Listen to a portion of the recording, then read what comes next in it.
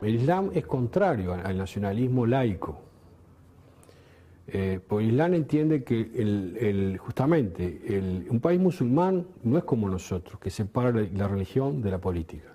No, en un país musulmán la política es parte de la religión. El nacionalismo desde el punto de vista islámico se entiende si está integrado a la religión, si no es condenado, porque además el Islam no concibe los grupos laicos, políticos laicos, fuera. Por eso eran contrarios a la política de Nasser o a la política socialista de Boudemi, por ejemplo, en Argelia, ¿no?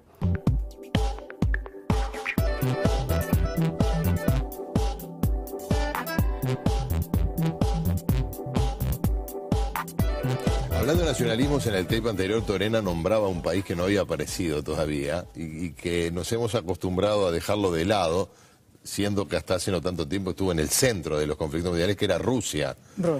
Porque después de que cayó el muro de Berlín, que cayó el sistema comunista en Europa Oriental y en la propia Unión Soviética, Rusia entró en una profunda crisis. Sin embargo, bueno, Vladimir Putin cada tanto nos recuerda que Rusia es la vieja Rusia de Pedro el Grande, ¿no? Y que tiene el segundo arsenal nuclear del mundo y que es además una potencia energética. Hace poco cerró el grifo del gas y dejó a buena parte de Europa Oriental esperando para calentarse en invierno. Cierto, ¿no? Y que tiene sus propios objetivos estratégicos también en la región que nos ocupa hoy de Oriente Medio. Por tanto, tiene también relaciones con sus vaivenes altos y bajos con países islámicos, el propio Irán, que hemos mencionado. Es más, se dice que Rusia... Sudán, pero Afganistán también. Claro, que Rusia puede y debe cumplir un rol fundamental en el vínculo de la comunidad internacional, particularmente Occidente, con Irán, ¿no? Sí, yo creo que de hecho ha ejercido también ese rol en el pasado reciente y creo que en momentos de crisis dura y de tensiones como la que tenemos ahora, no quizás ahora, pero durante el segundo mandato del presidente Bush eso se vio, que también se apelaba a Rusia para que pudiera ejercer ahí de bisagra con Irán, ¿verdad? De hecho, Rusia tiene sus propios intereses, como digo, económicos, políticos y estratégicos en toda el área de las repúblicas exsoviéticas, muchas de las cuales son también musulmanas. No olvidemos que la población de Uzbekistán o Tayikistán o Kazajstán, por ejemplo, por mencionar los más conocidos, son musulmanes, al menos el 95% de su población es fiel del Islam también. Todo esto ocurre además en un mundo que nos hemos acostumbrado a verlo globalizado, ¿no? Entonces, por un lado tenemos la globalización, esto es la aceptación más o menos pacífica de pautas generales de comportamiento, de consumo, vinculadas a la expansión del capitalismo y también de algún tipo de pautas culturales occidentales. Y por otro lado, el surgimiento y resurgimiento de culturas autóctonas, de nacionalismos, como decía. En contraposición a esa globalización, claro, que intenta uniformizar todo, ¿verdad? Porque desde el consumo de alimentos, de la dieta alimenticia, las hamburguesas o la comida rápida, pero también desde la música. Y conversando con gente, incluso uruguayos que han habitado o han vivido desarrollando una misión militar o de cooperación internacional en Afganistán, te dicen, en Afganistán nada es normal, no se puede entender el modelo de vida occidental. Y eso es algo que tenemos que tener presente. Pero sin embargo China, sí, un país, una civilización varias veces milenaria, y que vive en un régimen comunista desde hace medio siglo o más, ha logrado tener un desarrollo impactante mediante la aceptación a rajatabla de lo que es la globalización. Hoy China... y de pautas comerciales que claro, vienen de Occidente. Esto es un modelo, ¿verdad?, que quizás no sea necesariamente aceptado por todos, ¿no? Pero sin embargo le ha permitido sacar a millones y millones de personas que viven en la miseria, sí, en muy poco tiempo, por lo menos convertirlos en gente que tiene una vida un poquito más... que aparenta ser más digna, ¿verdad? Claro. Pero eso no lo hemos visto en el mundo musulmán, es cierto, salvo en países como Indonesia, Malasia, que ya son países también asiáticos con su propia peculiaridad e idiosincrasia, pero sí hemos visto ese desarrollo en los países que mencionábamos antes, por ejemplo, del Golfo Pérsico. ¿Quién no ha visto a estas alturas por Internet circular las presentaciones de imágenes de hoteles 7 estrellas en Dubái, por ejemplo, en Emiratos Árabes Unidos, que dejan a uno boquiabierto? Pero si hay mucho desarrollo industrial o tecnológico sin que esté acompañado de un desarrollo cultural, eso también va a ser un desfasaje que también va a calar en la población.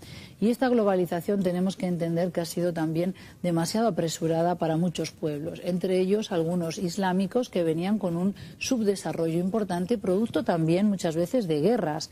El país que mencionábamos, Afganistán, ha sido violentado, ha sido avasallado, pero ha sido manipulado por muchas potencias, desde Gran Bretaña, la propia Unión Soviética, pero también los mongoles y otro tipo de conquistas más históricas, ¿verdad? Pero tenemos ahí pueblos que tienen también otros valores, que todavía tienen una lealtad hacia el código tribal que en Occidente no podemos entender, ¿verdad?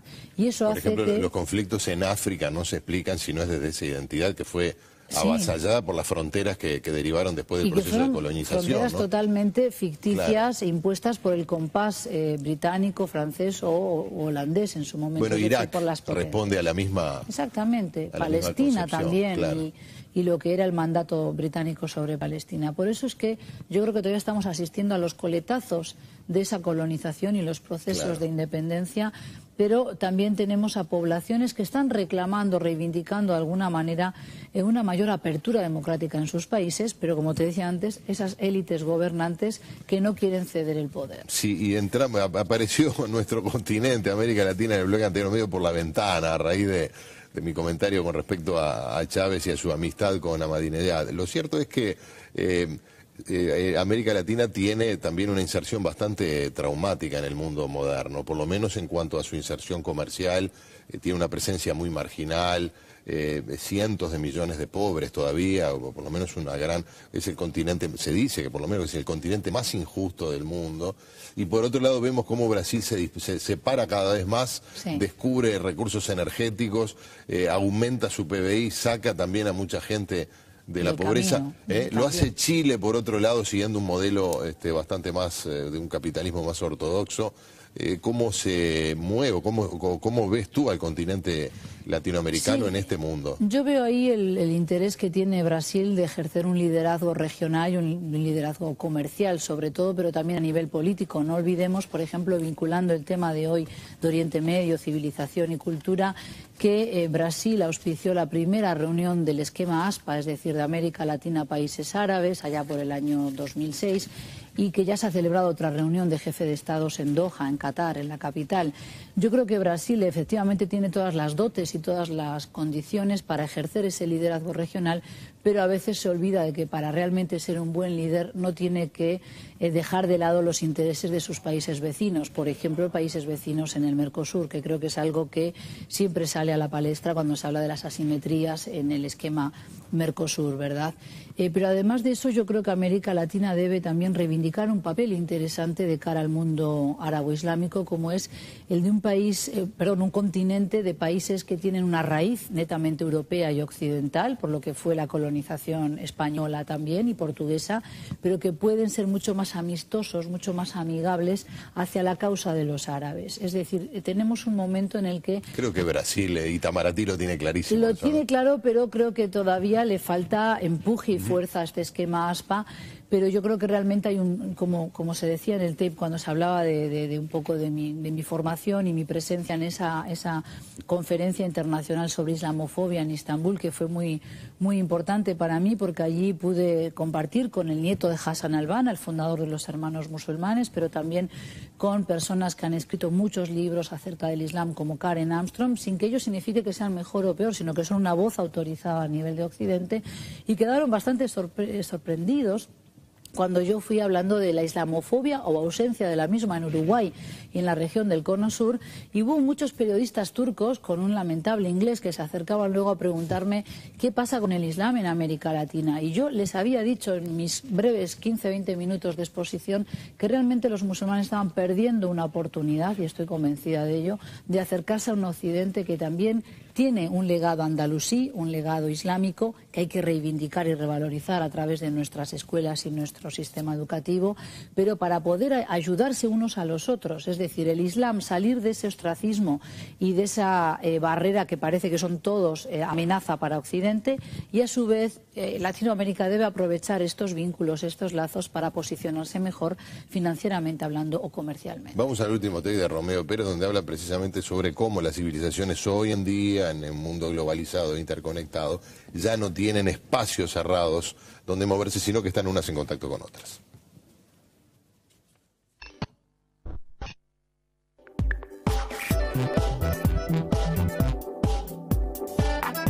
con la amenaza de conflictos en torno a los núcleos a los cuales me he referido.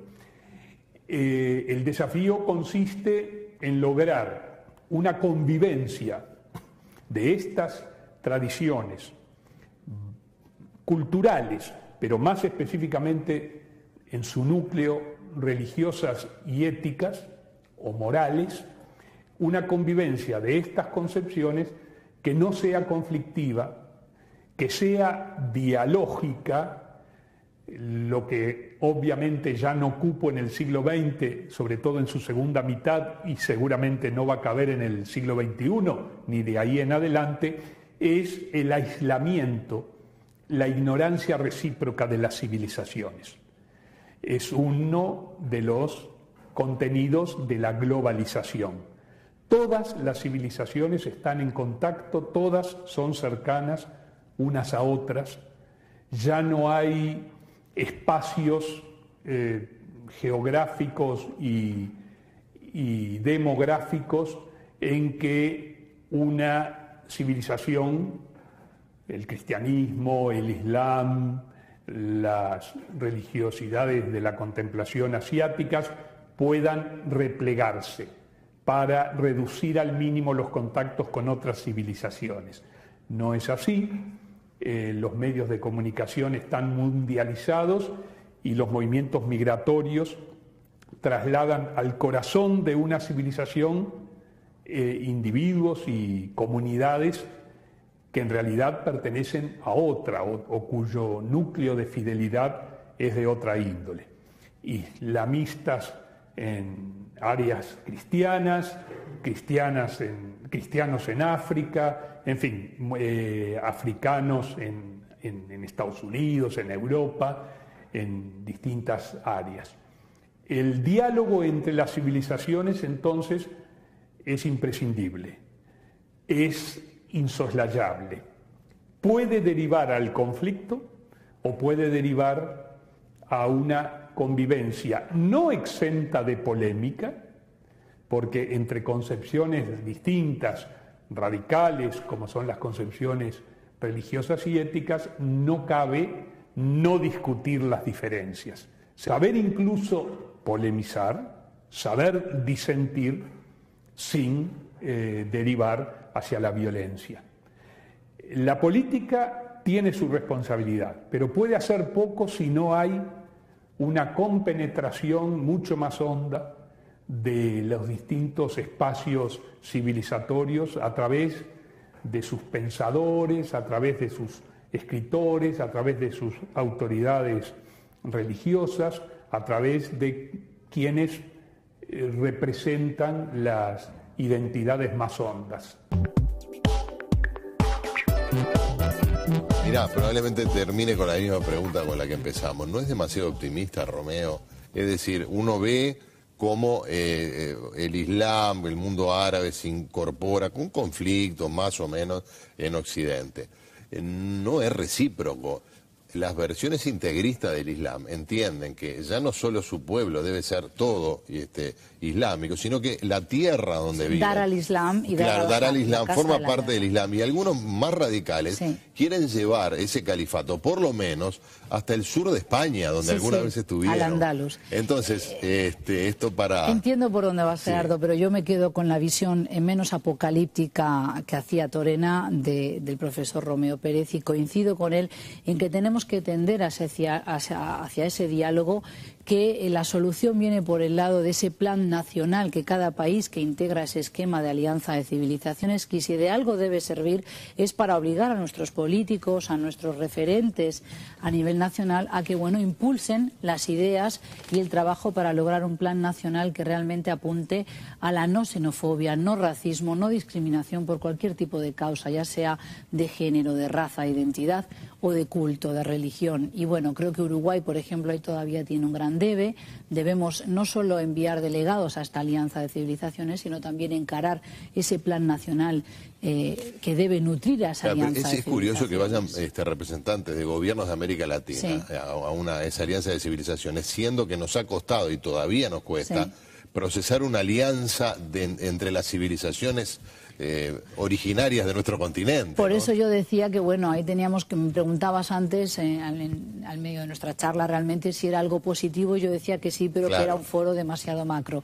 Pero me quedo con el apunte que hace Romeo Pérez. Yo creo que no es realmente tan optimista, porque cuando hablamos del fundamentalismo, que hay distintos tipos de fundamentalismo, ¿verdad? Que no es algo exclusivo del Islam, puesto que el término fundamentalista nace con grupos anglosajones, por tanto cristianos, en Norteamérica, pero que hoy cuando decimos fundamentalismo enseguida lo apostillamos islámico o lo adjetivamos. Y lo que es peor, pensamos que todo el Islam es fundamentalista. Que todos los claro, musulmanes. Pero ¿cuánto es ese núcleo que decimos de radicales? En 1.300 millones, ¿cuántos pueden ser? ¿Un 1%?